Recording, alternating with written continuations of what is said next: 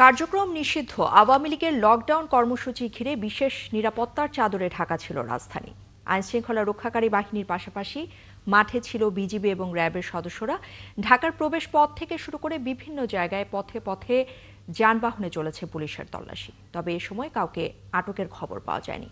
আর সকাল থেকে সড়কে গণপরিবহন সীমিত চলাচল করলেও বিকেলে যানবাহনের চাপ বেড়ে যায়। বিস্তারিত জানাচ্ছেন সাজিদ সরকার। নিষিদ্ধ আওয়ামী লীগের ডাকা লকডাউন কর্মসূচি যতটা উত্তেজনাকর ছিল সামাজিক যোগাযোগ মাধ্যমে, বাস্তব চিত্র ছিল তার উল্টো। কোথাও কোনো ঝটিকা মিছিলের দেখা মেলেনি, ছিল না সড়ক অবরোধ। ভোর ৬টা থেকে রাজধানীর বিভিন্ন এলাকা ঘুরে দেখা যায় প্রতিটি মোড়ে আইনশৃঙ্খলা বাহিনীর উপস্থিতি। পাশাপাশি ছিল বিএনপি ও জামায়াতের অবস্থান কর্মসূচি।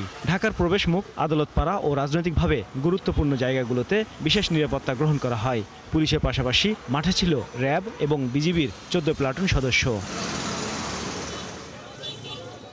সকালের দিকে নগর পরিবহন এবং ব্যক্তিগত পরিবহনের সংখ্যা কম থাকলেও বেলা বাড়ার সাথে সাথে সব ধরনের যানবাহনের সংখ্যা বেড়ে যায়। এই কারণে রাজধানীর বাইরে থেকে যারাই ভেতরে ঢুকছেন সেসব যানবাহন থামিয়ে তল্লাশি এবং জিজ্ঞাসাবাদ করতে দেখা যায় আইনশৃঙ্খলা বাহিনীকে।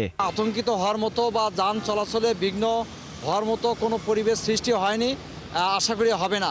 আইনশৃঙ্খলা পরিবেশ অত্যন্ত স্বাভাবিক আছে, এই স্বাভাবিকতা এটা চলমান থাকবে। পুলিশ মাঠে আছে, আইনশৃঙ্খলা বাহিনী মাঠে আছে, আশা করি কোনো সমস্যা কোথাও হবে না। পুলিশ বলছে নগরবাসীকে আগে থেকেই পরামর্শ দেওয়া হয়েছে আতঙ্কিত না হওয়ার জন্য।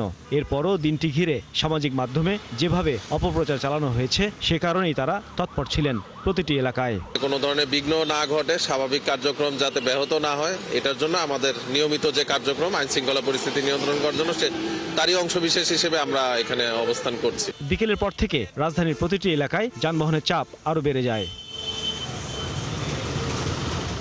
সাজিদ সরকার, ৭১, ঢাকা।